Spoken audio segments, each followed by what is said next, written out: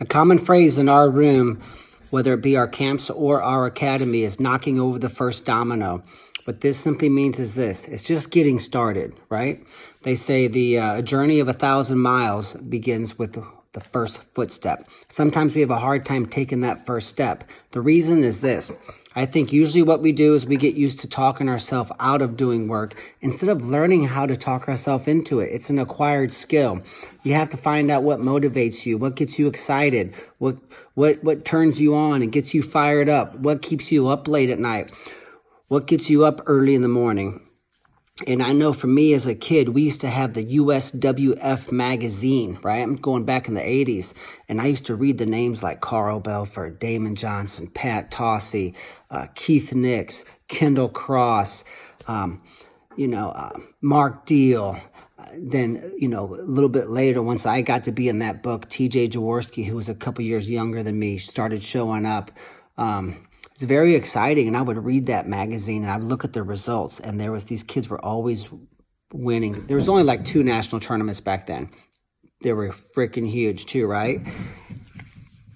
And I wanted my name to be there. And then, started wrestling freestyle, and my 3rd, 4th year of wrestling, my name was then in that book. That excited me, right? So find out what excites you. But sometimes knocking over the first domino might just be looking at the results, and you're not on those. Look at the state tournament bracket from last year, right? And the state results. You might not be on there, or maybe you were second.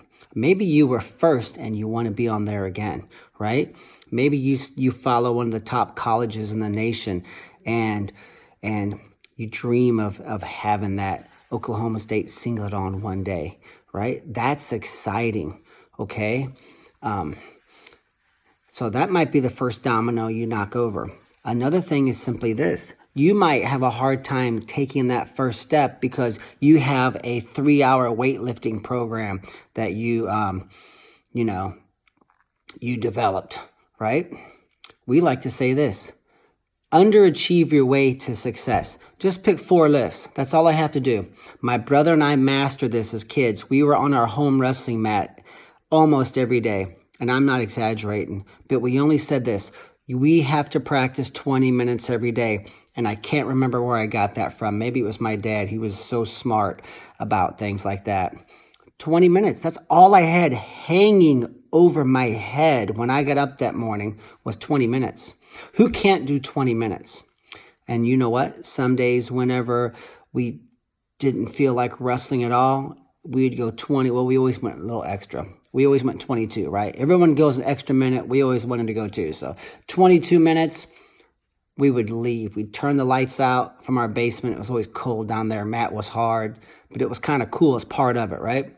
We'd run upstairs. And then sometimes we wouldn't even turn the clock on at all because we knew we were going to be down there for a while because we were feeling it, right? Sometimes we think, man, wrestling sucks. I don't want to go practice, but it's only 20 minutes, right? And then at about this 14-minute mark, boom, one of us would unplug the clock. And I'd be like, all right, looks like I'm going to be here a while. My brother unplugged the clock. And I'm not exaggerating. We'd be there 2 hours because we kind of got into it, right? But so one reason you don't take that first step or knock over that first domino. And we say domino because once you knock over one, they start plowing for you. It's a momentum. All it is momentum, right? That's what knocking over the first domino is momentum. So if you have too big of a workout hanging over your head, you might not do anything. It's hard. That's a burden. It's hard to get up off the couch if you have to run 6 miles. But to say, I'm going to go sprint the hill by my house 5 times as hard as I can, it will take me 6 minutes. That's my running workout. Long distance is stupid for wrestling anyway. It's actually a disadvantage. It's actually hurting your wrestling, right? Because we're training, wrestling's an anaerobic sport, but that's a different conversation. 6 minutes? Dude, you can't get off the couch to run 6 minutes of sprints on the hill right next to your freaking house. Then maybe you need to quit wrestling, right? You don't want it bad enough, right? But anybody could talk themselves out of working out if they had a 6-mile run. Holy cow, that totally sucks. But see, the thing is this, it changes you as a human. It changes you as a person. It's like calluses on your hands, right? I'm calloused. I'm a different human being than you are. I'm just different. I'm only 14, but I'm more competitive than most 40-year-olds, right? And that's got to be what you're trying to turn yourself into. So by pulling yourself off the couch, whether you're running 6 minutes of sprints up a hill or 6 miles, it's like your mind doesn't know the difference. The act of pulling yourself off of the couch is what changes you as a human, changes you as a competitor, right? So that's one reason we don't knock over the first dominoes, because we have too big of a workout plan. Okay, not sure, you might run 6 sprints. You might say, you know what, I'm going to run 16 more. I mean, I don't know, right? And if you don't, who cares? You run 6, go back, jump on the couch. You feel good about it, okay? So knocking over the first domino, there's some thoughts on that, why we do it, why we don't. Knocking over the first domino is nothing more than creating momentum for yourself. Find out what motivates you to get off of the couch. And don't set a workout that's too high and obstructive, because a big workout can crush any level of motivation that you have. So find out what your triggers are. What gets you excited? What makes you sit there and think, I am going to get off this couch. I am going to get off this couch. It's going to happen. And then do that, and then have a workout plan that you can actually do. That's not like a crazy huge obstacle. Like I tell people, some of us don't like to work out on our own because we think it's got to be Army freaking boot camp every time you work out. It doesn't, right? I mastered leg riding in college. So did my brother. He was the NCAA champ with leg riding, and I came close, right? Before the college football game, that was one of our workout times, right? Saturday, college football. We all wanted to go hang out with the guys. College game starts at 2:30.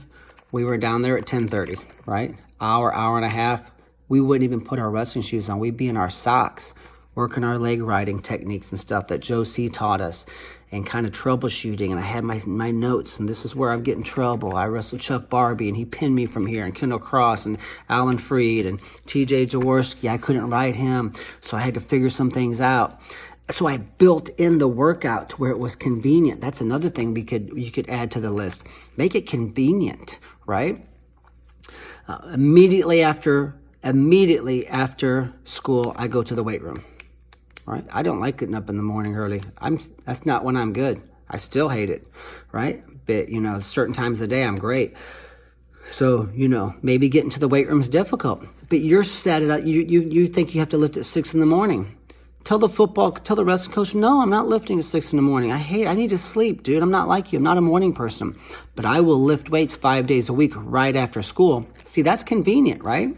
It's hard to work out sometimes when it's not convenient. So make it also convenient. That's the reason I like the sprints by my house. I don't have to go somewhere, right? To the gym. I got a sprint hill right by my house I'll get on, right? I got a wrestling mat in my basement.